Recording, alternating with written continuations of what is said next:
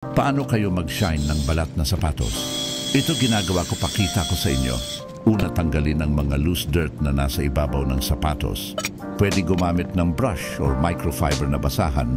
Lagyan ng shoe polish ang part na kailangan i-polish. Mas gusto ko daliri ang gamit ko imbis na applicator pad or basahan para mas maramdaman kung kapit na ang cream sa balat or hindi.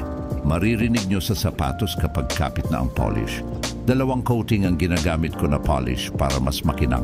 Gamitan ng soft bristle brush para mag-shine ito. Cordless power tool ginamit ko pero manual brush ay okay na.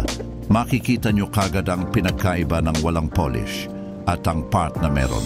Ugaliing lagyan ng polish ang mga balat ng sapatos para hindi kaagad mag-crack, madumihan ang ating mga alagang sapatos.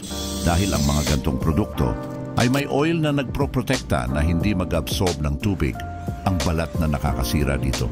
Comment kayo kung paano kayo mag-shine ng sapatos. Share nyo to sa mga tropang nanglilimahid ang sapatos. At subscribe para makapanood pa ng magagandang video na makakatulong sa inyo. Subscribe